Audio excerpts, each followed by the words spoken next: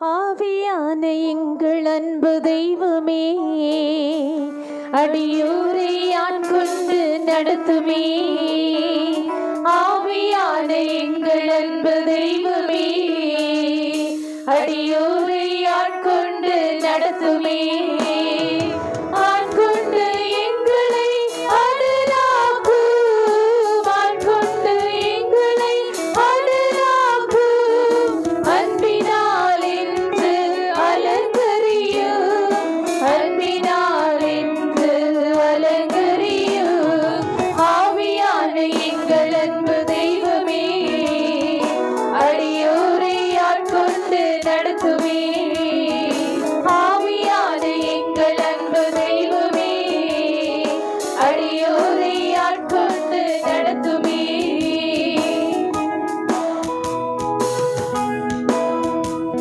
ஜெபிக்க வைக்கும் எங்கள் ஜெப வீரனே, துதிக்க தூண்டும் துணையாளரே, சாத்தானின் சகல தந்திரங்களை தகர்த்தெறிய வாருமையா.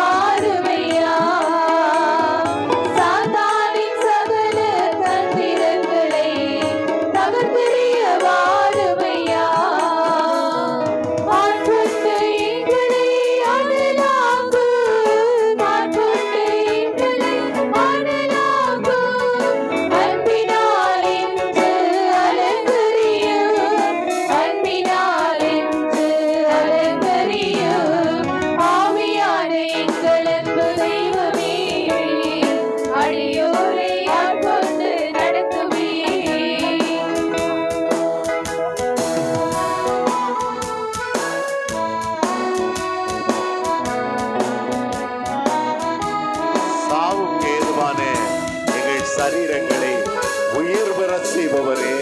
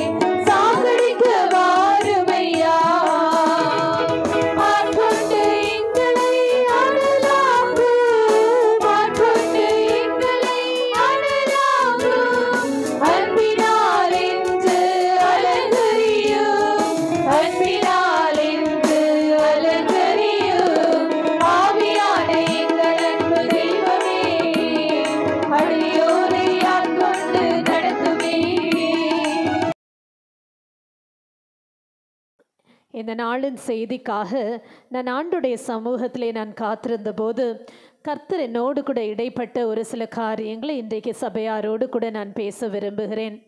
இந்த வேத பாடத்தை குறித்து நான் யோசித்து கொண்டிருந்த போது ஆண்டவர் இஸ்ரவேல் ஜனங்கள் வழி நடந்த அந்த பாதைகளை என்னை யோசிக்க செய்தார். இந்த இஸ்ரவேல் ஜனங்கள் பயங்கரமான அடிமைத்தனத்தில் இருந்தவர்கள். இவர்கள் எகிப்து தேசத்திலே ஒரு கொடிய உபத்திரவம் அனுபவித்தவர்கள். அங்கிருந்து ஆண்டவர் இவர்களை விடுதலை செய்து கொண்டு வருகிறதற்கு ஒரு காரணமாக சொல்லப்பட்டது என்ன? மோசே தீர்க்கதரிசி ஆண்டவர் அதற்கென்று ஏற்படுத்தினார். அவர் போய் பார்வோனிடத்திலே சொல்லும்போது சொல்லுவார், என்னுடைய ஜனங்களை நீர் போகவிட வேண்டும். எதற்காக? எங்கள் ஆண்டவருக்கு நாங்கள் ஆராதனை செலுத்துகிறதற்காக நீர் போகவிட வேண்டும் என்று அங்கே கேட்டு பலவிதமான ஆண்டவர் அதிசயங்களையும் அற்புதங்களையும் அங்கே செய்து ஓங்கிய புயத்தினாலே இவர்களை விடுதலையாக்கி கொண்டு வருகிறார். அப்படி இவர்கள் விடுதலையாகி அங்கிருந்து வந்து கொண்டிருக்கிற யாத்திரையிலே பலவிதமான யுத்தங்களை அவர்கள் சந்திக்க நேர்ந்தது. பல இடங்களிலே அவர்கள் யுத்தங்கள் செய்ய வேண்டி இருந்தது. ஆண்டவர் இவர்களோடு கூட இருந்து எல்லா இடங்களிலும் இவர்களை காத்து வழி நடத்தி வந்தார். இந்த மோசேயுடைய காலத்திற்கு பிறகு இந்த ஜனங்களை வழி நடத்துகிற பொறுப்பு யோசுவாவுடைய கரங்களிலே வந்தது. இந்த யோசுவாவும் கர்த்தருக்கு பயந்து இந்த ஜனங்களை நடத்தி வருகிறார். அப்பொழுது ஒரு பயங்கரமான உபத்திரவம் இவர்களுக்கு காத்திருந்தது. என்ன? எதிரிலே பயங்கரமான எரிகோ கோட்டை. அந்த எரிகோ கோட்டையை தாண்டி இவர்களுக்கு செல்லுகிறதற்கு இவர்களிடத்திலே திராணி இல்லை, இவர்களுக்கு பலன் இல்லை. என்ன செய்வதென்று தெரியவில்லை. அவர்கள் பயங்கரமான பலசாலிகள். அவர்களை முறியடிக்கிறதற்கு இவர்களுக்கு பலன் இல்லை. ஆகவே இந்த யோசுவா ஆண்டவரிடத்திலே போய் ஜெபிக்கிறார். ஆண்டவரே, நான் என்ன செய்ய வேண்டும், எனக்கு நீர் கற்றுத்தாரும் என்று சொல்லி கேட்டபோது ஆண்டவர் ஒரு வித்தியாசமான ஒரு யுக்தியை கற்றுக் கொடுக்கிறார். என்ன சொல்லுகிறார்? நீங்கள் ஆண்டவரை துதிக்க வேண்டும். எப்படி துதிக்க வேண்டும்? ஒரு சில நிபந்தனைகளோடு துதிக்க வேண்டும். நீங்கள் என்ன செய்ய வேண்டும்? 6 நாட்கள் இந்த எரிகோ கோட்டையை சுற்றி லேவியரும் அதை தொடர்ந்து ஜனங்களும் மௌனமாக எந்த விதமான சத்தமும் ஏறெடுக்காமல் அவர்கள் சுற்றி வர வேண்டும். அவர்கள் ஒரு முறை சுற்றி வந்த பிறகு இந்த லேவியர் எல்லாரும் ஒன்றாய் சேர்ந்து, ஆசாரியர்கள் எல்லாரும் ஒன்றாய் சேர்ந்து எக்காளம் ஊதுவார்கள். அந்த எக்காள தொனி கேட்ட உடனேயே எல்லா ஜனங்களும் ஆரவாரத்தோடு கூட ஆண்டவரை துதிக்க வேண்டும். இப்படி 6 நாட்களும் ஒரு முறை சுற்றி வந்து ஆண்டவரை துதிக்க வேண்டும் என்று இவர்களுக்கு சொல்லப்பட்டது. ஆண்டவர் யோசுவாவிடத்தில் பேசின போது சொன்னார், இப்படி நீங்கள் செய்யும் போது நான் நிச்சயமாகவே இந்த எரிகோ பட்டணத்தை உங்களுடைய கைகளிலே ஒப்பு கொடுப்பேன் என்று ஆண்டவர் சொல்லியிருந்தார். அந்த நம்பிக்கையோடு ஜனங்களிடத்தில் இந்த காரியத்தை யோசுவா சொன்னார். சொன்னபோது அந்த ஜனங்களும் கர்த்தருடைய வார்த்தையை அப்படியே நம்பி அவர்கள் செயல்பட்டார்கள். ஹல்லேலூயா. அவங்களுக்கு நம்பிக்கை இருந்ததினாலே தான் ஆண்டவர் சொன்னபடியே அவர்கள் செய்தார்கள். அவங்க வேற எந்த ஆயுதங்களோடும் கூட போகவில்லை. அவர்கள் ஒரு பயங்கரமான படைக்கு நேராக அவர்கள் போகிறார்கள். அந்த பட்டணத்தை கையாளுகிறதற்கு அவர்களுக்கு போதுமான ஆள் பலம் இல்லை. ஆனால் ஆண்டவர் சொன்னபடி அவர்கள் செய்கிறதற்கு முயற்சி எடுத்தார்கள். ஹல்லேலூயா. ஆண்டவர் சொன்னபடி 6 நாட்களும் கர்த்தருடைய கட்டளையின்படியே செய்தார்கள். 7ஆம் நாளிலே 7 முறை பட்டணத்தை சுற்றி வந்து 7 முறையும் எக்காளம் தொனிக்கும் போது ஆண்டவரை துதித்தார்கள். ஆண்டவரை துதித்த அந்த வேளையில 7ஆவது முறை துதிக்கும் போது அந்த பட்டணம் அப்படியே இடிந்து விழுந்து நொறுங்கி கீழே விழுந்தது. ஹல்லேலூயா. ஹல்லேலூயா. என் அன்பு தேவனுடைய பிள்ளைகளே, யோசுவாவுக்கு எரிகோவை நான் ஒப்பு கொடுப்பேன் என்று ஆண்டவர் ஏற்கனவே அறிவித்திருந்தார். ஆனால் அதற்கு செய்ய வேண்டிய ஒரு சில நிபந்தனைகளையும் சொல்லியிருந்தார். ஒருவேளை அதை செய்யாமல் போயிருந்தால் ஆண்டவர் சொன்ன வாக்கு அவர்களுக்கு என்ன செஞ்சிருக்காது? நிறைவேறி இருக்காது. இவர்கள் கர்த்தருடைய வார்த்தைக்கு கீழ்ப்படிந்து துதித்ததினாலே தான் ஆண்டவர் சொன்னபடியே அவருடைய வாக்கின்படியே இவர்கள் அந்த இடத்தை சுதந்தரித்தார்கள். ஹல்லேலூயா. ஹல்லேலூயா. எனக்கு அன்பான தேவனுடைய பிள்ளைகளே, ஆண்டவராகிய இயேசு நாம் நம்முடைய கிறிஸ்தவ ஜீவியத்திலே கூட பல வாக்குத்தத்தங்களை தந்திருக்கிறார். நான் உன்னை இப்படியாக ஆசீர்வதிப்பேன், உன்னை பெருக செய்வேன், நீ நன்றாய் வாழ்ந்திருப்பாய் என்று சொல்லி பலவிதமான வாக்குத்தத்தங்களை ஆண்டவர் கொடுத்த போதிலும் ஏன் அவைகள் நிறைவேறாதபடி நம்முடைய வாழ்க்கையிலே தள்ளி போகின்றன என்கிற கேள்வி நமக்கு அநேக நேரம் வரும்.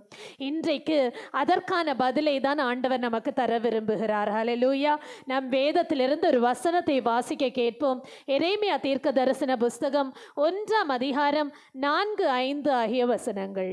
கர்த்தருடைய வார்த்தை எனக்கு உண்டாகி, அவர், நான் உன்னை தாயின் வயிற்றில் உருவாகும் முன்னே உன்னை அறிந்தேன், நீ கர்ப்பத்திலிருந்து வெளிப்படும் முன்னே நான் உன்னை பரிசுத்தம் பண்ணி உன்னை ஜாதிகளுக்கு தீர்க்கதரிசியாக கட்டளையிட்டேன் என்று சொன்னார். ஹல்லேலூயா.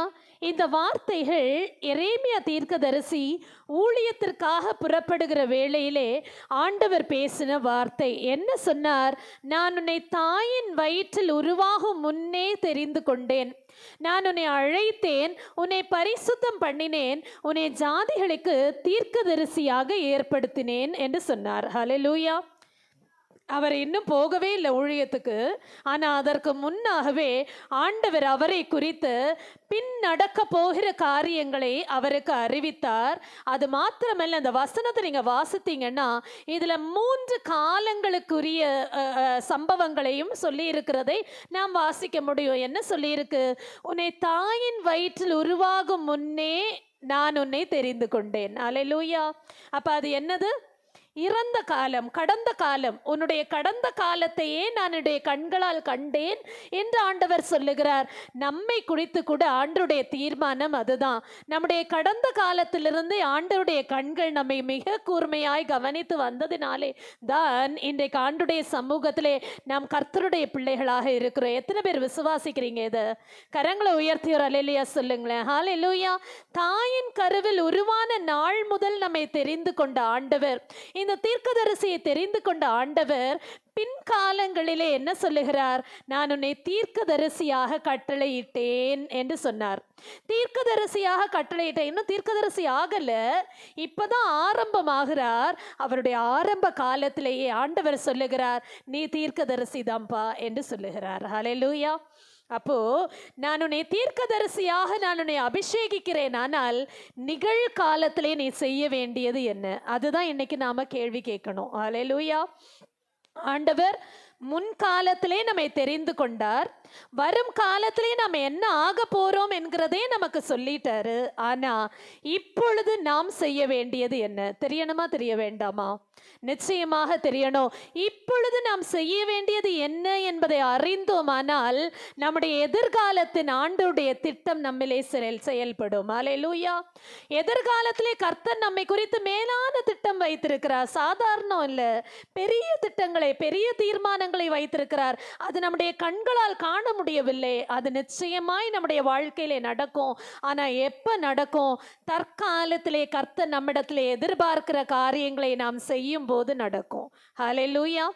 அந்த இஸ்ரவேல் ஜனங்கள் பட்டணத்தை சுற்றி நடந்து வரும்போது அவங்களுக்கு எந்த விதமான எதிர்பார்ப்பும் இருந்திருக்காது. என்ன நடக்க போகுதுன்னு கூட அவங்களுக்கு பெருசாய் தெரிஞ்சிருக்காது. ஆனா அவர்கள் சொன்னதை செய்தார்கள். அவர்களுக்கு ஆண்டவர் சொன்னபடியே செய்தருளினார். ஹல்லேலூயா. இன்னைக்கு யார் யார் ஆண்டவர் சொன்னதை நான் செய்வேன்னு சொல்றீங்க? இன்னைக்கு ஆண்டவர் என்ன எனக்கு சொல்ல போறாரோ, இந்த நிகழ்காலத்துல கரண்ட் சிச்சுவேஷன்ல ஆண்டவர் எனக்கு என்ன சொல்றாரோ அதை நான் செய்வேன் என்று சொல்லுகிறவர்களுக்கு இன்றைக்குள்ள வார்த்தைகள் உரிமையாகும். ஹல்லேலூயா. இதற்கு இணையான ஒரு வார்த்தையை நாம் ஏசாயா தீர்க்க தரிசன புஸ்தகம் 46ஆம் அதிகாரம் 3-4 ஆகிய வசனங்களிலே வாசிக்கிறோம். வாசிக்க கேட்போம். யாக்கோபின் சந்ததியாரே, இஸ்ரவேல் சந்ததியில் மீதியாகிய சகல ஜனங்களே, எனக்கு செவி கொடுங்கள். தாயின் வயிற்றில் தோன்றினது முதல் உங்களை ஏந்தி, தாயின் கர்ப்பத்தில் உற்பத்தியானது முதல் உங்களை தாங்கினேன். உங்கள் முதிர் வயது வரைக்கும் நான் அப்படி செய்வேன். நரை வயது மட்டும் நான் உங்களை தாங்குவேன். நான் அப்படி செய்து வந்தேன். இனிமேலும் நான் ஏந்துவேன். நான் சுமப்பேன், தப்புவிப்பேன். ஹல்லேலூயா. இதுலேயும் 3 காலங்களும் குறிக்கப்பட்டிருக்கிறது. நான் உங்களை தாயின் கருவில் உருவாகும் முன்னே தெரிந்து கொண்டேன். உன்னுடைய முதிர் வயது வரைக்கும் நான் உன்னை தாங்குவேன். இதுவரைக்கும் தாங்கி வந்தேன். இனிமேலும் தாங்குவேன், சுமப்பேன், தப்புவிப்பேன். ஹல்லேலூயா.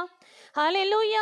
முதிர் வயது இனிமேல் தான் வரப்போகுது. ஆனா முதிர் வயது வரைக்கும் தெய்வ திட்டம் நம்மளே செயல்பட வேண்டுமானால் இந்த தற்காலத்தில் இப்பொழுது நாம் ஆண்டவருடைய எதிர்பார்ப்பு என்ன, கர்த்தர் என்னை என்ன செய்ய வேண்டும் என்று விரும்புகிறார் என்பதை அறிந்து செயல்படுவோமானால் நிச்சயமாகவே நம்முடைய எதிர்காலம் கர்த்தர் சொன்னபடி தான் இருக்கும். ஹல்லேலூயா. ஒருவேளை இங்கே இருக்கிற வாலிப பிள்ளைகள், கொஞ்சம் மீடியம் வயது இருக்கிறவர்கள் எல்லாரும், நீங்க ஆண்டவர் என்னை நன்றாய் வைப்பார் என்று சொல்லுகிற நம்பிக்கை உடையவர்கள் எல்லாரும் கரங்களை உற்சாகமா உயர்த்தி ஆண்டவரை மகிமைப்படுத்துங்களேன். ஹல்லேலூயா. கர்த்தர் என்னை நிறை முடி வரைக்கும், என்னுடைய நிறை வயது வரைக்கும் என்னை தாங்குவார், என்னை சுமப்பார், என்னை தப்புவிப்பார், எனக்கு எந்த குறையும் இல்லாமல் என்னை நடத்துவார். அதுக்கு ஆண்டவருடைய எக்ஸ்பெக்டேஷன் ஒன்று இருக்கு. ஹல்லேலூயா. கர்த்தருடைய எதிர்பார்ப்பு ஒன்று இருக்கு. இன்னைக்கு நாம எப்படி இருக்கணும், அந்த எதிர்பார்ப்பை தான் நாம் வாசிக்கிறோம். வாசிக்க கேட்போம். ஏசாயா 43ஆம் அதிகாரம் 21ஆம் வசனம். இந்த ஜனத்தை எனக்கென்று ஏற்படுத்தினேன், இவர்கள் என் துதியை சொல்லி வருவார்கள். ஹalleluya. ஆண்டவர் நம்மை குறித்து என்ன எதிர்பார்ப்பு வைத்திருக்கிறார் என்பது இந்த வசனத்துல ரொம்ப தெளிவா சொல்லப்பட்டிருக்கு. இந்த ஜனத்தை அப்படின்னா நம்ம எல்லாரும் தான். இந்த ஜனத்தை நான் எனக்கென்று ஏற்படுத்தினேன். ஏற்படுத்துதல் என்று சொன்னா என்ன அர்த்தம்னா அப்பாயிண்ட் பண்ணுகிறது. இப்போ ஒரு வேலையில ஒரு பதவியில நமக்கு அப்பாயின்மெண்ட் கொடுப்பாங்க. அப்பாயின்மெண்ட் கொடுத்து இதெல்லாம் உங்களுடைய நேச்சர் ஆஃப் ஒர்க், நீங்க இந்த வேலைகள் எல்லாவற்றையும் செய்ய வேண்டும் என்று சொல்லி நமக்கு சில வேலைகளை அவர்கள் ஏற்படுத்தி வைப்பார்கள். அந்த வேலைகளை நாம் செய்ய தவறினால் அந்த வேலைக்கு நாம் தகுதியுடையவர்களாக இருக்க மாட்டோம். அந்த வேலையிலிருந்து நம்மை நீக்கி விடுவார்கள் இல்லையா? அது போலதான் ஆண்டவர் நம்மை தனக்கென்று ஏற்படுத்தினார். நம்ம எதற்காக ஏற்படுத்தினார் சொல்லுங்களேன்? தனக்கென்று ஏற்படுத்தினார். இந்த உலகத்துல நிறைய ஜனங்கள் இருக்காங்க. அவைகள் எல்லாரிலும் ஒரு கூட்டமாகிய நம்மை அவர் தமக்கென்று தெரிந்தெடுத்து ஏற்படுத்தினார். எதற்காக? அவருடைய துதியை சொல்லுகிறதற்காக. எதற்காகவா சொல்லுங்களேன்? அவருடைய துதியை சொல்லுவதற்காக. அதுதான் சொல்லப்பட்டிருக்கு, அவர்கள் என் துதியை சொல்லி வருவார்கள். அவர்கள் என் துதியை சொல்லி வருவார்கள். எனக்கு எத்தனை பேர் சொல்ல முடியும், ஆண்டவரே நீங்க எதிர்பார்க்கிறபடி உங்களுடைய துதியை சொல்லுகிற பிள்ளைதான் நான். அல்லேலூயா. ஒருவேளை இல்லைன்னா இன்னைக்கு நாம் அதை கற்றுக்கொள்ள போகிறோம். நாம யார் தெரியுமா? ரொம்ப விசேஷமானவர்கள். வேதத்துல சொல்லப்பட்டிருக்கு, உபாகமம் 7ஆம் அதிகாரம் 6ஆம் வசனத்துல எத்தனையோ பேர் ஜனங்கள் இந்த உலகத்துல உண்டு, எத்தனையோ ஜாதியார் இந்த உலகத்துல உண்டு. இந்த பூச்சக்கரத்தில் உள்ள எல்லா ஜனங்களிலும் உங்களை அவர் தனக்கென்று தேர்ந்தெடுத்தாராம். ஹல்லேலூயா. வாசிப்போம் அந்த வசனத்தை, உபாகமம் 7:6. நீ உன் தேவனாகிய கர்த்தருக்கு பரிசுத்த ஜனம், பூச்சக்கரத்தில் உள்ள எல்லா ஜனங்களிலும் உன் தேவனாகிய கர்த்தர் உன்னை தமக்கு சொந்தமாய் இருக்கும்படி தெரிந்து கொண்டார். ஹல்லேலூயா. எவ்வளோ பெரிய பாக்கியம் இல்லையா? தனக்கு சொந்தம், என்னுடைய சொந்தம் என்று சொல்லக்கூடிய அளவிற்கு ஆண்டவர் நம்ம ஒவ்வொருவரையும் தெரிந்தெடுத்து ஏற்படுத்தி வைத்திருக்கிறார். எதற்காக? அவருடைய துதியை சொல்லுவதற்காக. உண்மையாகவே அவருடைய துதியை சொல்லுகிற பிள்ளைகள் தானா நாம் எல்லாரும்? நீங்க நினைக்கலாம், நான் ஆண்டவரை துதிக்கிறேன், நான் ஆண்டவரை மகிமைப்படுத்துறேன், நான் ஜெபிக்கிறேன், நான் ஸ்தோத்திரிக்கிறேன். ஆண்டவரை உண்மையாவே துதிக்கிறதற்கான அடையாளம் என்ன தெரியுமா? அதை ரொம்ப தெளிவா நம்ம உபாகம் 2ஆம் அதிகாரம் 7ஆம் வசனத்துல நாம வாசிக்கிறோம். நாம என்ன செய்யணுமா? ஒன்றும் குறைவில்லை என்று சொல்லணுமா. அதுதான் ஆண்டவரை துதிக்கிறது. ஆண்டவரை துதிக்கிறதற்கான அடையாளம் என்ன? எனக்கு எந்த குறையுமே இல்லைன்னு சொல்லணும். ஆண்டவருக்குள்ள இருக்கிற எனக்கு ஒரு குறையுமே இல்லை என்று நாம சொல்லணுமா. வாசிப்போமா 2:7. உன் தேவனாகிய கர்த்தர் உன் கையின் கிரியைகளை எல்லாம் உன்னை ஆசீர்வதித்து வருகிறார். இந்த பெரிய வனாந்தர வழியாய் நீ நடந்து வருகிறதை அறிவார். இந்த 40 வருஷமும் உன் தேவனாகிய கர்த்தர் உன்னோடே இருந்தார், உனக்கு ஒன்றும் குறைவுபடவில்லை என்று சொல் என்றார். என்ன சொல்லணுமா? சொல்லுங்களேன். வனாந்திர வழியாய் தான் வந்திருக்கிறோம். எந்த வழியில வந்திருக்கிறோம்? வசனம் ரொம்ப தெளிவா சொல்லுது, வனாந்திர வழியாய் 40 வருஷமாய் நீங்க நடந்து வந்திருக்கிறீங்க. ரொம்ப கடினமான ஒரு வேலை தான், ஈஸி கிடையாது. ஆனாலும் நீங்க சொல்ல வேண்டியது எனக்கு எந்த குறையுமே இல்லை. ஹல்லேலூயா. நான் நிறைவானவனா இருக்கிறேன், நான் நிறைவானவளா இருக்கிறேன் என்று சொல்லணும் என்று ஆண்டவர் சொல்லுகிறார். அதுதான் ஆண்டவர் நம்மிடத்திலிருந்து எதிர்பார்க்கிற துதியின் சத்தம். அந்த துதியை நாம செய்கிறதற்கு இன்றைய ஆயத்தம் தானா? அப்படி நாம் துதி செலுத்துகிறதற்கு காரணங்கள் தேடுறோம். சில நேரங்களில் எனக்கு ஏதாவது நடந்தாதானே ஆண்டவரை துதிக்க முடியும். ஆண்டவரத்துல நான் கேட்ட விண்ணப்பங்கள் எனக்கு நடந்தாதானே நான் சில விஷயங்களை ஆண்டவரத்துல பெட்டிஷன் வச்சிருக்கிறேன். ஏசப்பா எனக்கு இதை செஞ்சிருங்க, எனக்கு அதை செஞ்சிருங்க அப்படின்னு சொல்லி ஆண்டவரத்துல நான் வச்சிருக்கேன். அதெல்லாம் எனக்கு நடந்துச்சுன்னா தானே நான் ஆண்டவரை துதிக்க முடியும் என்று சொல்லி சில நேரங்களில் நம்ம சாக்கு சொல்லுவோம். உண்மையாகவே ஆண்டவர் சில காரியங்களை நமக்கு செய்து அருளுகிறதற்கு நம்ம ஆண்டவரை துதிக்க வேண்டுமாம். அல்லேலூயா. ஹல்லேலூயா. என்னென்ன காரியங்களை ஆண்டவர் நம்முடைய துதியினாலே செய்வார் என்பதை வேதத்திலிருந்து நம்ம 3 காரியங்களை சீக்கிரமா பார்க்க போகிறோம். முதலாவதாக யோவேல் தீர்க்க தரிசன புஸ்தகம் 2ஆம் அதிகாரம் 26ஆம் வசனத்தை வாசிக்க கேட்போம். நீங்கள் சம்பூர்ணமாய் சாப்பிட்டு திருப்தி அடைந்து உங்களை அதிசயமாய் நடத்தி வந்த உங்கள் தேவனாகிய கர்த்தருடைய நாமத்தை துதிப்பீர்கள், என் ஜனங்கள் ஒருபோதும் வெட்கப்பட்டு போவதில்லை. ஹல்லேலூயா. முதலாவதாக அதிசயமாய் நடத்தி வந்த தேவனை துதிப்பீர்கள். அல்லேலூயா. இதுவுமே ஃபியூச்சரா தான் கொடுத்திருக்கு, துதிப்பீர்கள் என்று சொல்லப்பட்டிருக்கு. ஆனா இப்பவே துதிப்பீர்கள், ஆனால் ஆண்டவர் உங்களை அதிசயமாய் நடத்துவார். அல்லேலூயா. ஹல்லேலூயா. அதிசயங்களை எதிர்பார்த்து கொண்டிருக்கிற உங்களுடைய வாழ்க்கையிலே என் தேவன் நிச்சயமாக அற்புதங்களை அதிசயங்களை செய்ய அவர் போதுமானவராக இருக்கிறார். விசுவாசிக்கிறீங்களா? விசுவாசிக்கிறீங்களா? ஆமேன் சொல்லுங்களேன். ஆமேன். ஹல்லேலூயா. விசுவாசிக்கிறவர்களுக்கு அது அப்படிதான் ஆகும். அதிசயம் செய்வார் என்கிற நம்பிக்கையில் நீங்க இன்னையிலிருந்தே துதிக்க தொடங்குங்க. என்ன அதிசயத்தை எதிர்பார்த்து இருக்கிறீங்க? அது எதுவா வேணும்னாலும் இருக்கட்டும். அது உங்களுடைய பர்சனல் லைஃப்க்குரிய ஆசீர்வாதமா இருக்கட்டும், உங்களுடைய வாழ்க்கையில் உங்களுடைய பதவி உயர்வுக்கு தேவையான ஆசீர்வாதமாக இருக்கட்டும், உங்களுடைய பிள்ளைகளுக்கு தேவைக்கான ஆசீர்வாதங்களாக இருக்கட்டும், என் ஆண்டவர் அதிசயம் செய்வார் என்று இன்று முதல் அதற்காக துதிக்க தொடங்குங்க. ஹல்லேலூயா. ஆண்டவர் எனக்கு நன்மை செய்தார், எனக்கு எந்த குறையும் இல்லை என்று சொல்ல தொடங்குங்கள். நம்ம ஏசாயா 48 அதிகாரம் 17 சொல்லுது, நமக்கு இப்ப தற்காலத்துல சில போராட்டங்கள் நமக்கு இருக்கு, பிரச்சனைகள் இருக்கு, அதிசயங்களை நம்ம காண முடியல. அதற்கு என்ன காரணமா? பிரயோஜனமாய் இருக்கிறதை போதிக்கும் வண்ணமாக தான் என்று சொல்லப்பட்டிருக்கு. ஆண்டவர் பிரயோஜனமானதை போதித்து நாம் நடக்க வேண்டிய வழியிலே நம்மை நடத்துவாராம். ஹல்லேலூயா. ஹல்லேலூயா. அப்ப தற்காலத்திலே நாம் ஆண்டவரை துதிக்கும் போது எது தேவை என்பதை ஆண்டவர் நமக்கு போதித்து நடத்துவார். ஹல்லேலூயா. தேவையற்றதை நாம் அதை இக்னோர் பண்ணும்படியாக, தேவையானதை நம்முடைய வாழ்க்கையிலே நாம் ஏற்றுக்கொண்டு நடக்கும்படியாய் ஆண்டவர் போதித்து நடத்த போதுமானவராக இருக்கிறார். இஸ்ரவேலரை குறித்து நாம் வாசித்தோமானால், இவர்கள் நடந்து வந்த இவருடைய பாதை பயங்கரமானது. இவங்களை ஆண்டவர் எகிப்து தேசத்திலிருந்து வெளியே கொண்டு வரும்போது பலவிதமான அற்புத அடையாளங்களை நிகழ்த்தி தான் வெளியே கொண்டு வந்தார். இவங்களை வெளியில கொண்டு வந்து வனாந்திரத்துல அலைந்து திரிய வைக்கிறார். ஆனா அலைந்து திரிகிற அந்த நேரத்துல தான் ஆண்டவர் வாக்கு கொடுக்கிறார். அவர்களை பார்த்து ஒரு உடன்படிக்கை செய்கிறார். என்ன? எந்த ஜாதியாரிடத்திலும் செய்யப்படாத அதிசயங்களை நான் உங்களிடத்துல செய்வேன். ஹல்லேலூயா. எந்த நேரத்துல? எந்த நேரத்துல? ஒண்ணுமே இல்லாம பரதேசியா சுற்றி வரும்போது சொல்றாரு, யாரிடத்துலயும் செய்ய முடியாத அதிசயங்களை நான் உங்களுக்கு செய்வேன். ஒருவேளை இன்னைக்கு அந்த நிலையில நீங்க இருக்கலாம். எந்த சூழ்நிலை பார்த்தாலும் நமக்கு நன்மை பிறக்கிற வழியே நமக்கு இல்லாத மாதிரி இருக்கலாம். எனக்கு எங்கிருந்து அதிசயம் வரும், எங்கிருந்து அற்புதம் நடக்கும் என்ற கேள்வியோடு கூட நீங்கள் ஒருவேளை இன்னைக்கு வந்து உட்கார்ந்து கொண்டிருக்கலாம். ஆனால் கர்த்தருடைய நாமத்தினாலே நான் உங்களுக்கு சொல்ல முடியும், இன்னையிலிருந்து நீங்கள் துதிக்க தொடங்குங்க, அதிசயங்களை நீங்கள் காண்பீர்கள். ஹல்லேலூயா. ஹல்லேலூயா. அதை தான் நாம் யாத்ராகமம் 34 அதிகாரம் 10 வாசிக்கிறோம். என்ன? பரதேசிகளாக இருக்கிறாங்க, மனாந்திரத்தில் அலைஞ்சு திரிஞ்சிட்டு இருக்காங்க.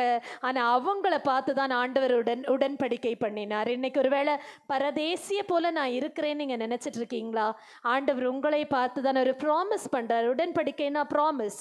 அவர் உங்களுக்காக ஒரு உடன்படிக்கை பண்ணுகிறார். எந்த ஜாதியாரிடத்திலும் செய்யப்படாத பெரிய அதிசயங்களை நான் காண செய்வேன். ஹல்லேலூயா. ஹல்லேலூயா. வாசிக்க கேட்போமா? யாத்ராகமம் 34:10. அதற்கு அவர், இதோ நான் ஒரு உடன்படிக்கை பண்ணுகிறேன், பூமி எங்கும் எந்த ஜாதிகளிடத்திலும் செய்யப்படாத அதிசயங்களை உன் ஜனங்கள் எல்லாருக்கும் முன்பாகவும் செய்வேன். உன்னோடே கூட இருக்கிற ஜனங்கள் எல்லாரும் கர்த்தருடைய செய்கையை காண்பார்கள். உன்னோடே கூட இருந்து நான் செய்யும் காரியம் பயங்கரமாக இருக்கும். ஆமென். ஹல்லேலூயா. செய்வாரா செய்ய மாட்டாரா? விசுவாசம் இல்லை போல இருக்கே.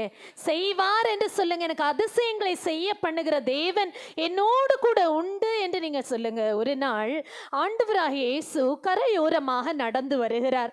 அப்படி நடந்து வரும்போது 4 சீஷர்கள் உட்கார்ந்து ரொம்ப சோகமா உட்கார்ந்து வலைகளை அலசிட்டு இருக்காங்க.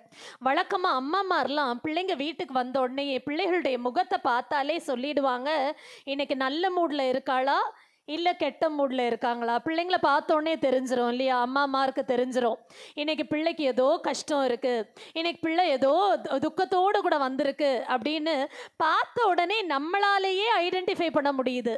அப்போ நம்மை படைத்த ஆண்டவருக்கு முடியுமா முடியாதா? நம்ம முகத்தை பார்த்தா நம்ம நல்லா இருக்கோமா நல்லா இல்லையான்னு தெரியும் இல்லை? அன்னைக்கு அந்த 4 சீஷர்கள் ரொம்ப சோகமாக உட்கார்ந்துட்டு இருக்காங்க. முகத்தை பார்த்த உடனே ஆண்டவருக்கு தெரியும் இவங்களுக்கு ஏதோ பிரச்சனை இருக்குன்னு தெரிஞ்சிட்டு ஆண்டவர் ஒன்றுமே செய்யலை, படகுல ஏறி பிரசங்கம் பண்ணுறார். பிரசங்கம் பண்ணி தேவனுடைய வார்த்தைகளை பேசி முடிச்ச பிறகு சீஷர்களை பார்த்து சொல்றாரு, நான் சொல்றபடி ஆழத்துல கொண்டு வலைகளை போடுங்க. ஹல்லேலூயா. ஆழத்துல எடுத்துட்டு போய் வலைகளை போடுங்க. உடனே பேதுரு சொன்னார், ஐயா நாங்க ராத்திரி முழுக்க பிரயாசப்பட்டோம், ஒரு மீன் கூட ஆகப்படலை, ஒரு சின்ன மீன் கூட எங்களுக்கு கிடைக்கல, இப்ப எப்படி ஐயா அப்படின்னு சொல்லி ஒரு வேளை கேள்வி கேட்டிருப்பார். அப்ப ஏசப்பா சொன்னாரு, இப்ப நான் சொல்லுகிறபடி செய். ஹல்லேலூயா. ஆகவே உடனே நீங்க சொல்லுகிறபடி நாங்கள் செய்கிறோம் என்று கீழ்ப்படிந்தார்கள். வலை கிழியத்தக்க மீன்களை பிடித்தார்கள். ஹல்லேலூயா. எப்படிங்க வந்தது? அவ்வளோ நேரம் இல்லையே அதிசயம், இப்போ மட்டும் எப்படி வந்தது? வலை கிழியத்தக்க மீன்களை அவர்கள் பிடித்தார்கள். 2 படவுகள் நிரம்பத்தக்க, அது அமிழ்ந்து போகக்கூடிய அளவுக்கு மீன்கள் வந்துதான். ஹல்லேலூயா. படகுகள்னா நல்ல பெருசாக தான் இருக்கும். 2 படகுகள் நிரம்பக்கூடிய மீன்களை பிடித்தார்களா? லூக்கா சுவிசேஷம் 5ஆம் அதிகாரம் 7ஆம் வசனத்தில் நான் வாசிக்கிறோம். 2 படவுகள் அப்படியே அமிழக்கூடிய அளவிற்கு மீன்களை அவர்கள் பிடித்தார்கள். வாசிப்போமா அந்த வசனத்தை? லூக்கா 5:7. அப்பொழுது மற்ற படவில் இருந்த கூட்டாளிகள் வந்து தங்களுக்கு உதவி செய்யும்படி சைகை காட்டினார்கள். அவர்கள் வந்து 2 படவுகளும் அமிழத்தக்கதாக நிரப்பினார்கள். ஆமென். ஹல்லேலூயா. 2 படவுகள் அமிழத்தக்கதாக நிரப்பினார்கள். உடனே நம்ம என்ன செஞ்சிருப்போம்? இவ்வளோ மீன் பிடிச்சிட்டாங்க, உடனே என்ன செஞ்சிருப்போம்? அத்தனை மீனை அன்னைக்கு நல்லா வியாபாரம் பண்ணி எவ்வளோ வருமானம் பார்த்துருப்போம் இல்லையா? ஆனால் இந்த சீஷர்கள் என்ன செஞ்சாங்கன்னு தெரியுமா? நீங்கள் தொடர்ந்து வாசித்தீங்கன்னா அவங்க பிடிச்ச அத்தனை மீனையும் கரையிலே விட்டுட்டு ஏசப்பாக்கு பின்னால் போயிட்டாங்களாம். ஹல்லேலூயா. ஹல்லேலூயா. அவ்வளோ ஆனந்தம், அவ்வளோ பிரமிப்பு, இவ்வளோ பெரிய அதிசயத்தை நாங்கள் கண்டுவிட்டோமே என்று துதித்தலின் அடையாளமாக பிடித்தது எல்லாவற்றையும் விட்டு ஆண்டவருக்கு பின் சென்றார்கள். இன்னைக்கு எத்தனை பேர் அதற்கு ஆயத்தம்? ஹல்லேலூயா. நாம காண்கிறதெல்லாம் உலகத்து ஆசீர்வாதங்களை தான் நாம காண விரும்புகிறோம். ஆனால் ஆண்டவர் ஆவிக்குரிய ஆசீர்வாதங்களை நமக்கென்று வைத்திருக்கிறார். அவரை துதிக்கும் போது நமக்கு விளங்கும். ஆனால் நாம் அதை பெற்றுக்கொள்ளுகிறதற்கு தவறி போகிறோம். ஹல்லேலூயா. இன்னையிலேருந்து சொல்லுங்க, ஏசப்பா எனக்கு நிச்சயமா படவு நிறைய மீன் கிடைக்கும், நிச்சயமா இன்னையிலேருந்தே நான் என்ன செய்வேன்? துதிக்க தொடங்குவேன். ஹல்லேலூயா. ஆண்டவர் என்னோடு கூட இருந்து செய்யும் காரியம் அது பயங்கரமா இருக்கும் என்று சொல்லுங்க. கானா ஒரு கல்யாணத்தில் ஆண்டவர் சொன்னார், என் வேளை இன்னும் வரவில்லை. ஏன் அப்படி சொல்லியிருக்கணும்? நான் யோசித்து பார்த்தேன். அங்கே திராட்சை ரசம் குறைவுபட தொடங்கிச்சு அப்படின்னு சொல்லியிருக்கு. குறைவுபட தொடங்கின உடனேயே வந்து தாயாகிய மரியாள் ஏசப்பா கிட்ட சொல்கிறாங்க, திராட்சை ரசம் இல்லைப்பா, ஏதாவது பண்ணு, என் வேளை இன்னும் வரவில்லை. குறைவு தான் பட்டிருக்கு, காலி ஆகலை. என்ன ஆகலை சொல்லுங்களேன்? மொத்தம் 0 பேலன்ஸ்க்கு வர்ற வரைக்கும் ஏசப்பாவுடைய வேளை வராது. ஆமென். ஹல்லேலூயா. சொல்லுங்களேன், உங்களுடைய கையில 0 பேலன்ஸ்ல நீங்க உட்கார்ந்துட்டு இருக்கும் போது ஆண்டவர் கிரியை செய்வார். கரங்களை உயர்த்தி ஒரு அல்லேலூயா சொல்லுங்களேன்.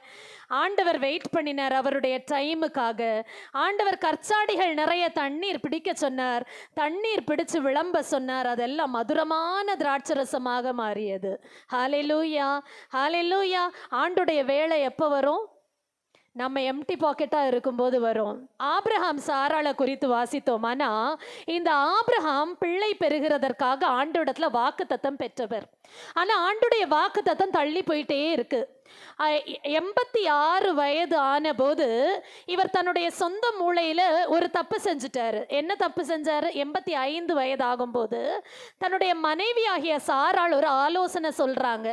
எனக்கு வயசாயிருச்சு, பெலன் இல்லை, நான் என்னுடைய அடிமை பெண்ணாகிய ஆகாரை உமக்கு மனைவியாக தருகிறேன், அவள் நிமித்தமாவது நம்முடைய குடும்ப விருத்தி அடையட்டும் என்று சொன்னாள்.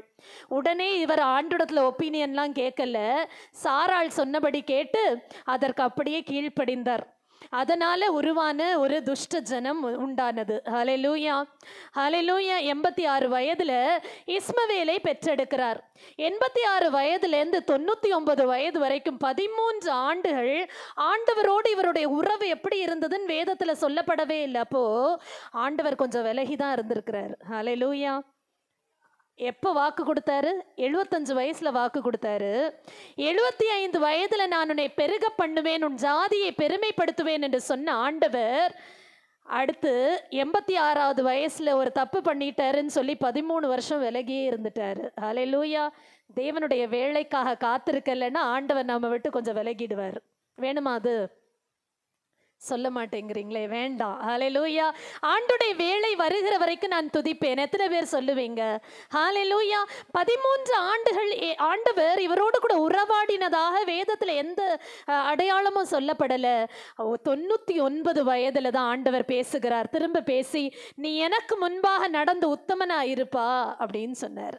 அப்பதான் ஆண்டவர் அவரோடு கூட பேசின பிறகு அவர் சாராளுக்கும் பலன் இல்லை, ஆபிரகாமுக்கும் பலன் இல்லை. 2 பேருக்குமே 99 வயசு 100 வயசுல என்ன இல்லை சொல்லுங்களேன், பலன் அற்று போய் நிற்கும் போது தான் ஆண்டுடைய கிரியை அங்கே செயல்பட்டது. ஹalleluya, ஹalleluya. நம்ம சுய பலத்தால் ஓடி பார்க்கலாம் என்று பல நேரங்களில் நம்ம செயல்படுவோம். ஆனால் என்றைக்கு ஆண்டவர் செயல்பட முடியும்?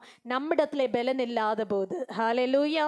ஆகவே ஆண்டவரே, நான் இன்றைக்கு துதிக்கிறதிலே மாத்திரம் என்னை தகுதிப்படுத்திக் கொள்ளுகிறேன் என்று சொல்லுங்க. ஹalleluya. துதிப்பீங்களா? என்னையிலிருந்து உங்களுக்கு வேண்டிய காரியங்களுக்காக ஆண்டவரை துதியுங்கள்.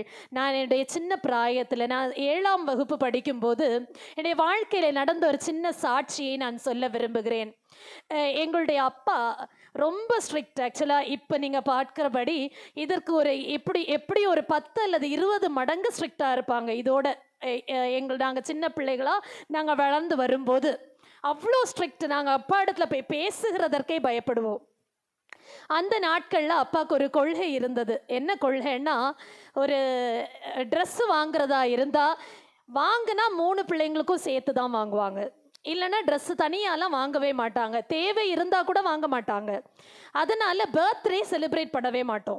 பர்த்டேக்கு வழக்கமாக புதிய ட்ரெஸ் போடணும் அப்படின்னு சின்ன பிள்ளைகள் விரும்புகிறது இயற்கை தானே. நானும் 7ஆம் வகுப்பு படிக்கும்போது எனக்கு ஒரு ஆசை இருந்தது. ஏன்னா என்னுடைய கிளாஸில் எல்லாருமே புது ட்ரெஸ் போட்டு வருவாங்க பர்த்டேவாக இருந்தால். எனக்கும் ஆசை இருந்தது என்னுடைய பர்த்டேக்கு புது ட்ரெஸ் போடணும். ஆனால் எங்கள் அப்பா என்ன சொன்னாலும் வாங்கி தர மாட்டாங்கன்னு எனக்கு தெரியும். ஏன்னா வாங்கினா 3 பேருக்கும் தான் வாங்குவாங்க. அதனால பர்த்டேக்கு முந்தின நாள் நான் போய் முழங்காலில் நின்று ஆண்டவரத்துல கேட்டேன், ஏசப்பா எனக்கு என்ன பண்ணுறதுன்னு தெரியல, உங்களால் ஏதாவது பண்ண முடிஞ்சா பண்ணுங்க. ஹalleluya.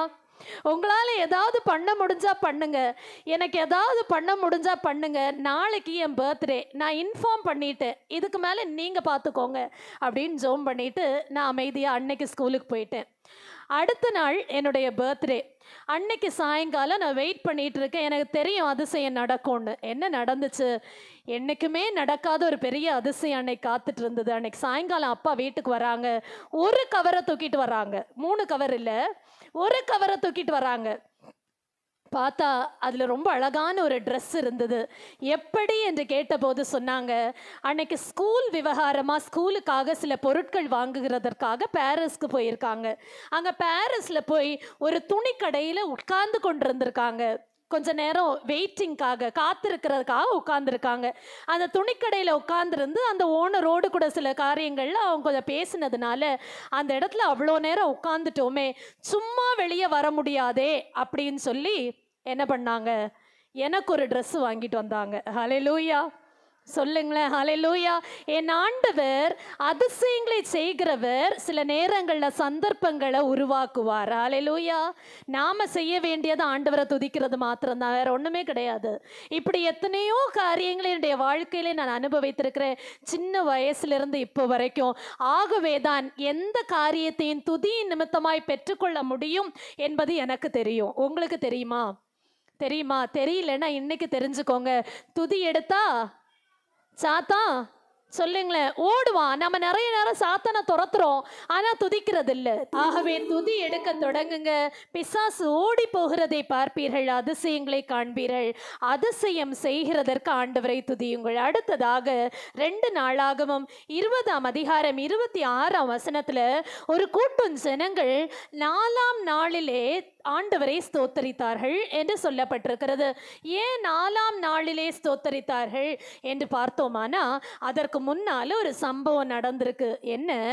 யோசபாத் என்று சொல்லுகிற இஸ்ரவேலுக்கான ராஜா, அவர் ஒரு பெரிய கூட்டத்தார் அவருக்கு விரோதமாய் வருகிறார்கள் என்று அறிந்த உடனேயே அவர் பலனற்றவராய் இருந்ததினாலே ஆண்டுடைய சமூகத்திலே போய் துதிக்கிறார், ஜெபிக்கிறார். ஆண்டவரே, எனக்கு நீங்க அற்புதம் செய்யுங்கப்பா, எனக்கு ஜெயத்தை பெற்று தாங்கப்பா, ஏன்னா நாங்கள் எதுக்குமே பலனற்றவர்களாக நிற்கிறோம், என்ன செய்வதென்று அறியாமல் நிற்கிறோம் என்று சொல்லி ஆண்டுடைய சமூகத்தில் ஜெபிக்கிறார். ஆண்டுடைய சமூகத்தில் ஜெபித்தோன்னா அவருக்கு ஒரு தெளிவு வருது. என்ன தெளிவு?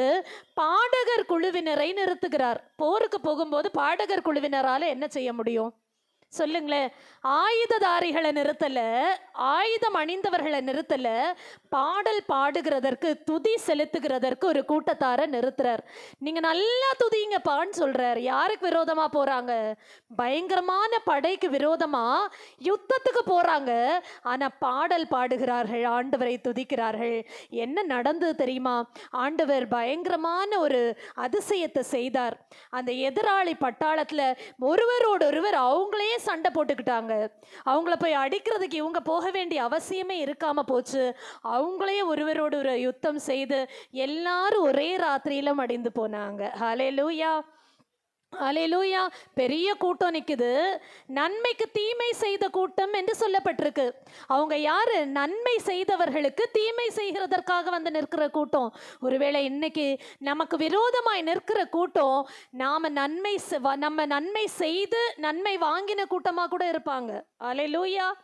நன்மை வாங்கிட்டு இன்னைக்கு நமக்கு விரோதமாக நிற்பார்கள். ஆனால் அவர்களுக்கு விரோதமாக நீங்க துதியை பிடிச்சுக்கோங்க. ஹல்லேலூயா, ஹல்லேலூயா. நீங்க துதிக்க தொடங்கும் போது அவங்க ஒருத்தருக்கு ஒருத்தர் சண்டை போட்டு அவங்களே ஓடி போயிடுவாங்க. ஹல்லேலூயா, ஹல்லேலூயா. என்ன பெரிய ஜெயத்தை ஆண்டவர் பெற்று தந்தார். ஏன் சொல்றேன்னா, இவங்க எல்லாரும் செத்து போன பிறகு இந்த ஜனங்க இருக்காங்களே அவங்களுடைய பாளையத்தில் போய் பார்க்குறாங்க. 3 நாட்கள் அவங்களுடைய பொருட்களை கொள்ளையிட்டாங்களாம். அப்போ எவ்வளோ பேர் இருந்திருப்பாங்கன்னு யோசித்து பாருங்க. இவங்க போய் அந்த பாளையத்தில் ஃபுல்லாக 3 நாட்கள் அவ்வளோ பொருள் இவங்களுக்கு கிடச்சிது. ஹல்லேலூயா.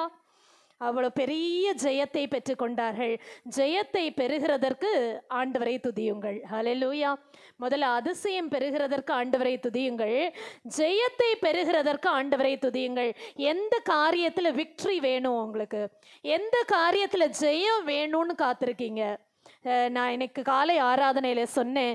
10th பிள்ளைகள் பரீட்சை எழுதியிருக்கிறீங்க, +2 பிள்ளைகள் பரீட்சை எழுதியிருக்கிறீங்க. ஆல்மோஸ்ட் 12th இவாலுவேஷன் எல்லாமே கம்ப்ளீட் ஆயிடுச்சு.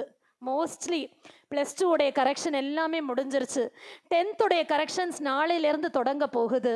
பிள்ளைகள் துதி எடுக்க தொடங்குங்க. உங்களுடைய ரிசல்ட்டு நல்ல ஜெயமாய் வந்து சேரும். ஹல்லேலூயா. சொல்லுங்களேன், நம்பிக்கை இருக்கிறவங்க எல்லாம் ஹல்லேலூயா. என் ஆண்டவர் அப்படிதான் தன்னுடைய பிள்ளைகளை ஆசீர்வதிப்பார். அவர் நம்மிடத்திலிருந்து எதிர்பார்க்கிறதெல்லாம் அவரை துதிக்கிற சத்தம் மாத்திரம்தான். ஹல்லேலூயா. எலிசா என்று சொல்லுகிற தீர்க்கதரிசி ஒரு நாள் காலையில் எழும்புறாரு. கேயாசி ஓடி வந்து சொல்றான், ஐயா உங்களை கொல்றதுக்கு ஒரு பெரிய படையே வெளியில நிக்குது, பயங்கரமா நிக்கிறாங்க ஆயுதங்களோட. எலிசா வெளியில் வந்து கண்ணை கழுவிட்டு பார்க்குறாரு. ஏன்பா உனக்கு கண்ணு தெரியலையா? கேஎஸ்சியை பார்த்து சொல்கிறாரு, அவங்களோட நம்ம கூட நிற்கிற கூட்டம் பெருசுப்பா என்று சொன்னார். ஹல்லேலூயா, ஹல்லேலூயா. அவங்களும் பெரிய கூட்டம் தான், ஆனால் அவங்களோட பெரிய கூட்டம் நம்ம பக்கத்தில் இருக்குது. அது என் ஆண்டோடைய கூட்டம். ஹல்லேலூயா. அப்போதான் இவருடைய கண்களுக்கு தெளிவு உண்டாச்சுது. ஆண்டவர் கண்களை திறந்தார். கேயாசியுடைய கண்களை திறந்து பார்த்தா பெரிய ரதங்களும் குதிரை வீரர்களும், அக்னிமயமான குதிரை வீரர்கள் இவர்களுக்கு பாதுகாப்பாக நிற்கிறதை அவன் பார்த்தான். ஹல்லேலூயா. நமக்கு ஆண்டவர் ஜெயம் தரும்போது அது பயங்கரமானதாக இருக்கும். சாதாரணமாக இல்லை, பயங்கரமான ஜெயமாக இருக்கும். நாம் நினைக்கலாம், how this will be possible, இது எப்படி பாசிபிள்?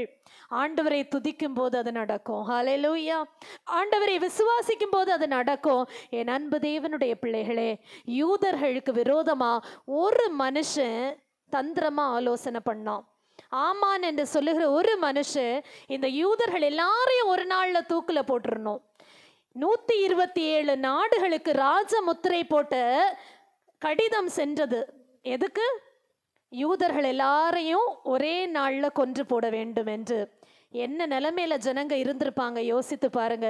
இவங்க ஒரு சின்ன கூட்டம் தான், இந்த யூதர்கள் ஒரு மிக சிறிய கூட்டம் தான். ஆனா இவங்களுக்கு ஒன்று தெரியும், துதிக்கிறதற்கு தெரியும். கரங்களை உயர்த்தி அல்லேலூயா சொல்லுங்களேன். 3 நாட்கள் உபவாசத்திலே 127 நாடுகள்லையும் இருந்த விரோதிகள் மடிந்தார்கள் அதே நாள்ல. ஹல்லேலூயா. யார் மடிந்தது? மெஜாரிட்டி. மைனாரிட்டி காக்கப்பட்டார்கள், மெஜாரிட்டி அழிந்து போனார்கள். ஹல்லேலூயா. நாம துதிக்கும் போது மைனாரிட்டி ஜெயிக்கும். கரங்களை உயர்த்தி ஒரு அல்லேலூயா எங்களை சொல்லுங்களேன். ஹalleluya. ஒருவேளை நம்ம மைனாரிட்டியாக இருக்கலாம், நாம் அதாவது குறைவானவர்களாக இருக்கலாம், ஆனால் நம்முடைய துதிக்கு அவ்வளோ பவர் இருக்குது. இன்னையிலேருந்து ஆண்டவரை துதிக்க தொடங்குங்க. எலெக்ஷன் ரிசல்ட்ஸ்க்காக ஆண்டவரை துதிக்க தொடங்குங்க. ஆண்டவர் ஏற்ற கர்த்தருடைய பிள்ளைகளை நாட்டும்படியாக நீங்கள் துதிக்க தொடங்குங்கள். ஆண்டுடைய நாமத்தினாலே நன்மையே நமக்கு நடக்கும், ஜெயத்தை நாம் பெற்றுக்கொள்ளுவோம். ஹalleluya, ஹalleluya. என் ஆண்டவர் அதையே நமக்கு செய்தருள்வார். கடைசியாக எஸ்ரா 3ஆம் அதிகாரம் 11, 12 ஆகிய வசனங்களிலே ஒரு கூட்டத்தார் கர்த்தரை புகழ்ந்து துதித்தார்களாம். எதற்காக புகழ்ந்து துதித்தார்கள் என்று அதிலே நமக்கு சொல்லப்பட்டிருக்கு. வாசிக்க கேட்போம். எஸ்ரா 3, 11, 12. கர்த்தர் நல்லவர், இஸ்ரவேலின் மேல் அவருடைய கிருபை என்றென்றும் உள்ளது என்று அவரை புகழ்ந்து துதிக்கையில் மாறி மாறி பாடினார்கள். கர்த்தரை துதிக்கையில் ஜனங்கள் எல்லோரும் கர்த்தருடைய ஆலயத்தின் அஸ்திவாரம் போடப்பட்டிருக்கிறது நிமித்தம் மகா கம்பீரமாய் ஆரவரித்தார்கள். மகா கம்பீரமாய் ஆண்டவரை துதித்து பாடினார்களாம். என்ன ரீசனுக்காக அப்படின்னு பார்த்தீங்கன்னா, இதில் இளவயதுலேருந்து முதிர் வயது வரைக்கும் இருந்தவங்க இருக்கிறாங்க. இதில் இளவயதாக இருந்தவங்கெல்லாம் ரொம்ப சந்தோஷமாக ஆரவாரித்து ஆண்டவரை துதிக்கிறாங்க. ஆனால் முதிர் வயதானவங்கெல்லாம் கண்ணீர் சிந்தி அழுது ஆண்டவரை துதிக்கிறாங்க. ஏன் அழுது ஆண்டவரை துதித்தாங்கன்னா, அந்த முதிர் வயதானவங்கெல்லாம் முந்தின ஆலயத்தின் மகிமையை கண்டவர்கள். அல்லேலூயா. முந்தின ஆலயம் ஒன்று இருந்தது, அது தங்கத்தினால் ஆன ஆலயம். சாலமோன் காலத்திலே கட்டப்பட்ட ஆலயம். அந்த ஆலயம் அவ்வளோ மகிமையானதாக இருந்தது. அங்கே போய் விண்ணப்பம் செய்கிறது எல்லாம் கர்த்தருடைய சமூகத்திலே கேட்கப்பட்டது. அவ்வளோ மகிமையாக இருந்த ஆலயத்தை இந்த ஜனங்கள் கண்டவர்கள். ஆகவே அது ஒரு காலத்தில் இவங்க செய்த பாவத்து நிமித்தமாக பாபிலோன் ராஜாவால கைப்பற்றப்பட்டுச்சு. பாபிலோன் ராஜாவாகிய நேபுகாத் நேச்சார் என்ன செய்தாரா, இந்த ஆலயம் ஒன்றும் இல்லாம இடிச்சு போட்டுட்டார். அதன் அலங்கம் எல்லாம் இடிக்கப்பட்டு போயிருச்சு. அது அக்கினிக்கு இரையாய் போய்விட்டது. ஆகவே இந்த ஜனங்கள் எல்லாரும் தங்களுக்கு இருந்த ஆலயம் போய்விட்டதே என்று மகா துயரத்துல இருந்தாங்களாம். 70 ஆண்டுகள் இவங்க சிறையில், அதாவது அடிமைத்தனத்தில் இருந்தாங்க பாபிலோன் ராஜாவுக்கு கீழே. அப்போ ஆண்டவருக்கு பயந்த ஒரு மனுஷன் எழும்பினான். அவன்தான் கோரேஸ். இந்த கோரேஸ் என்று சொல்லுகிற கர்த்தருடைய ஊழியக்காரன் எழும்பி ஆண்டுடைய கட்டளையை பெற்று சொன்னான், கர்த்தருடைய ஆலயத்தை மறுபடியும் கட்டுவோம் வாருங்கள். ஹalleluya, ஹalleluya. உடனே எல்லாரும் ஒன்னா சேர்ந்தாங்க. மறுபடியும் ஆலயத்தின் அஸ்திபாரம் போடப்பட்ட போது மகா கம்பீரமாய் ஆரவரித்தார்கள். ஹalleluya. சந்தோஷப்பட்டாங்க, ஆண்டவரை துதிக்க தொடங்கினாங்க. என் அன்பு தேவனுடைய பிள்ளைகளே, இழந்து போன ஆசீர்வாதம் திரும்ப கிடைக்கும் போது அதுல இருக்கிற சந்தோஷம் கொஞ்ச நஞ்சம் இல்லை. ஹalleluya. இவங்களுக்கு இழந்து போன அந்த மகிமை திரும்ப வந்தது என்கிற ஒரு ஆரவாரத்திலே ஆண்டவரை துதித்தார்கள். நீங்க என்னதாவது இழந்து போயிருக்கீங்களா? ஒருவேளை பொருளை இழந்திருக்கலாம், ஒருவேளை சந்தோஷத்தை இழந்திருக்கலாம், ஒருவேளை உங்களுடைய பொக்கிஷங்கள், நீங்கள் சேர்த்து வைத்த பணத்தை, சொத்துக்களை, சொந்தங்களை நீங்கள் இழந்துறீங்க. இங்கே வந்து உட்கார்ந்து கொண்டிருக்கலாம். உறவுகளை நீங்கள் இழந்திருக்கலாம். ஆண்டுடைய நாமத்தினாலே நான் உங்களுக்கு சொல்ல முடியும், இழந்தவைகளை நீங்கள் பெற்றுக்கொள்ளுகிறதற்கு கர்த்தரை துதியுங்கள். கரங்களை உயர்த்தி ஒரு அல்லேலூயா சொல்லுங்களேன். ஹalleluya. ஆண்டவரை துதிக்கும் போது நீங்க இழந்ததை மீண்டுமாய் பல மடங்கு ஆசீர்வாதத்தோடு கூட பெற்றுக்கொள்ளுவீர்கள். ஹalleluya. பெற்றுக்கொள்வீங்களா இல்லையா? ஆமேன் சொல்லுங்களேன். ஹalleluya. முந்தின ஆலயத்தை பார்க்கலும் பிந்தின ஆலயத்தின் மகிமை மேன்மையாக இருந்தது என்று வாசிக்கிறோம். அப்படிப்பட்ட ஆசீர்வாதத்தாலே ஆண்டவர் அந்த ஜனங்களை நிரப்பி இருந்தார். யோவேல் 2:25 வாசிக்கிறோம், நீங்க இழந்த விளைவை உங்களுக்கு திரும்பவும் தருவேன். ஹalleluya.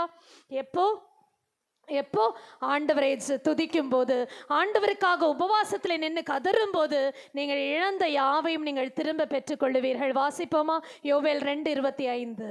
நான் உங்களிடத்தில் அனுப்பின பெரிய சேனையாகிய வெட்டுக்கிளிகளும் பச்சை கிளிகளும் முசுகட்டை பூச்சிகளும் பச்சை புழுக்களும் பறிச்சித்த வருஷங்களின் விளைவை உங்களுக்கு திரும்ப அளிப்பேன். திரும்பவும் தருவார். அழிப்பேன் அல்ல, அழிப்பேன். அழிப்பேன்னா கொடுப்பேன். என் அன்பு தேவனுடைய பிள்ளைகளே, ஆண்டவர் உங்களுக்கு திரும்ப தருவார். தருவாரா மாட்டாரா? தருவாரா மாட்டாரா? நிச்சயமாய் தருவார். இன்னையிலிருந்து துதிக்க தொடங்குங்க. ஒருவேளை நல்ல வேலையில இருந்த என்னுடைய வேலையை நான் இழந்து போய்விட்டேனே, நல்ல பொறுப்போடு கூட நான் வாழ்ந்திருந்தேன், என்னுடைய பொறுப்புகள் எல்லாம் அற்று போய் நான் நிற்கிறேனே, ஊழியத்தை எனக்கு ஆண்டவர் கொடுத்திருந்தா இந்த ஊழியத்தை நான் இழந்து நிற்கிறேனே, என்னுடைய பிள்ளைகளுடைய அன்பை நான் இழந்து நிற்கிறேனே, என்னுடைய உறவுகளின் பாசத்தை நான் இழந்து நிற்கிறேனே, என்னுடைய சொத்துக்களை நான் இழந்து நிற்கிறேனே என்று சொல்லிக் கொண்டிருக்கிற என் அன்பு தேவனுடைய பிள்ளைகளே, இழந்த யாவையும் என் ஆண்டவர் உங்களுக்கு மறுபடியும் திரும்ப கொடுப்பார். ஹல்லேலூயா. தாவீது சகலத்தையும் திருப்பி கொண்டாராம். தாவீதோடு கூட ஒட்டி உறவாடின ஒரு கூட்டம் இருந்தாங்க. அவங்க சொன்னாங்க, நீங்க எங்க போறீங்களோ அங்க நாங்க வருவோம், நாங்க உங்களுக்கு எலும்பும் சதையும் போல உள்ளவர்கள் என்று சொன்னாங்க. ஆனா ஒரு சூழ்நிலை வந்தபோது, என்ன சூழ்நிலை? இந்த தாவீதுடைய ஜனங்கள், தாவீதுடைய அவருடைய பெண்களையும் ஸ்திரீகளையும் பிள்ளைகளையும் அவரோடு கூட சேர்ந்திருந்த பெண்கள் எல்லாரையும் கைது செய்து கொண்டு போயிட்டாங்க. இவங்க வந்து பார்க்குறாங்க, இடமே சுட்டரிக்கப்பட்டு கிடக்குது. உடனே தாவீதுக்கு மேலே எல்லாருக்கும் கோபம் வந்துருச்சு. இவங்க தாவீதுக்கோட அவ்வளோ நாள் ஒட்டி உறவாடி நடந்தவர்கள் கல்லெறிய தொடங்கினார்கள். ஹல்லேலூயா, ஹல்லேலூயா. தாவீது மிகவும் நெருக்கப்பட்டான் என்று வாசிக்கிறோம். 1 சாமுவேல் 30:6 மிகவும் நெருக்கப்பட்ட ஒரு சூழ்நிலை. அந்த நேரத்திலே திட மனதா இருந்த ஆண்டவரத்தில் கேட்கிறார், ஆண்டவரே நான் என்ன செய்யணும்? நான் உங்களை பின்தொடர்ந்து போனா அவங்கள நான் பாதுகாக்க முடியுமா? நான் காப்பாற்ற முடியுமா? ஆண்டவரத்தில் துதி செலுத்தி விட்டு ஆண்டவர் சொன்னபடி அவர் செய்தார். சகலத்தையும் திருப்பி கொண்டார். கரங்களை உயர்த்தி ஒரு அல்லேலூயா சொல்லுங்களேன். சகலத்தையும் ஒன்று விடாம எல்லாத்தையும் திரும்ப கூட்டிட்டு வந்தாரு. ஹல்லேலூயா. என் ஆண்டவர் ஒன்று சொல்லுவார், ஆனால் அது அப்படிதான் நடக்கும். ஹல்லேலூயா. தெரிந்து கொள்ளப்பட்ட ஜாதியாரே, தெரிந்து கொள்ளப்பட்ட ஒரு சிறு கூட்டமே, ஆண்டவர் உங்களை தமக்கென்று ஏற்படுத்தி இருக்கிறார். எதற்காக? அவருடைய துதியை சொல்லுவதற்காக. அவர் அதிசயங்களை செய்ய போகிறார், துதியுங்கள். அவர் ஜெயத்தை தரப்போகிறார், துதியுங்கள். இழந்து போனதை திரும்ப தரப்போகிறார், துதியுங்கள். ஹல்லேலூயா. ஆனா ஒன்று இருக்கு, ஆண்டவர் இத்தனை பேரை தெரிந்து கொண்டிருக்கிறார், உண்மைதான். ஆண்டவர் எவ்வளோ பேரை அழைத்திருக்கிறார், உண்மைதான். ஆனால் தெரிந்து கொண்ட 12 கோத்திரங்களில் மோசே ஒரு நாள் இந்த கோத்திரங்கள் ஒவ்வொருத்தருக்கும் ஒரு தலைவனை போட்டு இந்த தலைவர்கள் எல்லாருடைய பேரையும் அவரவருடைய கோல்களில் எழுத சொன்னார். அந்த கோலை எடுத்துகிட்டு போய் ஆண்டவருடைய பிரகாரத்தின் முன்னால் வச்சாங்க. ஆண்டவர் என்ன சொன்னார்? இதில் யாரை நான் தெரிந்து கொள்ளுகிறேனோ அவனுடைய கோல் மாத்திரம் துளிர்க்கும். ஹல்லேலூயா. அவனுடைய கோல் மாத்திரம் துளிர்க்கும். இவங்கெல்லாம் காத்திருக்காங்க, யாருடைய கோல் துளிர்க்க போகுது? ஒருவேளை லேவியனாகி ஆரோன் ஆண்டுடைய சமூகத்தில் கதறி இருப்பாருன்னு நினைக்கிறேன். ஆண்டவரே என்ன நினச்சிருங்கப்பா, என்னை நினச்சிக்கோங்கப்பா என்று சொல்லி கதறி இருப்பாருன்னு நினைக்கிறேன். அடுத்த நாள் காலையில் வந்து பார்த்தா ஆரோனுடைய கோல் மாத்திரம் துளிர்த்திருந்தது. ஹல்லேலூயா, ஹல்லேலூயா. நாம் எல்லாரும் தெரிந்து கொள்ளப்பட்ட கூட்டம்தான். ஆனால் நம்முடைய கோல் துளிர்க்குமா? இன்னைக்கு கொஞ்சம் யோசிச்சு பாருங்க. நாம் துதிப்போம், ஆனால் நம்முடைய கோல் துளிர்க்கும், அது பூத்து காய் கொடுக்கும், அது கனி கொடுக்கும். அப்படியே கண்களை மூடி ஆண்டவரை நோக்கி பார்ப்போமா? ஆண்டவரை, நீங்கள் என்ன மிகுதியான கூட்டம் என்று சொல்லி என்னை நீங்கள் தெரிந்து கொள்ளலை. நான் மிக குறைவாக இருந்தபோது, கொஞ்சமாக இருந்தபோது என்னை நீங்கள் அழைத்தீங்க. உமக்கென்று நீங்கள் என்னை ஏற்படுத்தி இருக்கிறீங்கப்பா. ஆண்டவரே, நான் அதிசயங்களை காணும்படியாய், நான் ஜெயத்தை பெற்றுக்கொள்ளும்படியாய், நான் இழந்து போனதை மறுபடியும் பெற்றுக்கொள்ளும்படியாய், ஆண்டவரே, நான் உம்மை துதிக்கிறதற்கு நான் என்னை ஒப்பு கொடுக்கிறேன். எனக்கு எந்த குறையும் இல்லை என்று நான் சொல்லுவேன் ஆண்டவரே என்று ஒப்பு கொடுங்கள். ஆண்டவர் உங்களுடைய கோலை துளிர்க்க செய்வார். ஹல்லேலூயா. அப்பா, எங்களை ஒப்பு கொடுக்கிறோம் என்று சொல்லுங்களேன். அப்பா, எங்களை ஒப்பு கொடுக்கிறோம். அப்படியே துதிப்போமா? அப்பா, எங்களை ஒப்பு கொடுக்கிறோம். துதிக்கிறதே எங்களுடைய தகுதி ஆண்டவரே, எங்களுக்கு வேற எந்த தகுதியும் இல்லைப்பா. ஹல்லேலூயா. துதிப்பதே என் தகுதியல்லோ, துதித்திடுவேன் என் இயேசுவை. துதிப்பதே என் தகுதியல்லோ, துதித்திடுவேன் என் இயேசுவை. வேதம் நிறைந்த இதயம் தந்தார், ஜெபம் நிறைந்த நேரம் தந்தார். உண்மையாய் சொல்லுவோமா? வேதம் நிறைந்த இதயம் வேண்டும் ஆண்டவரே.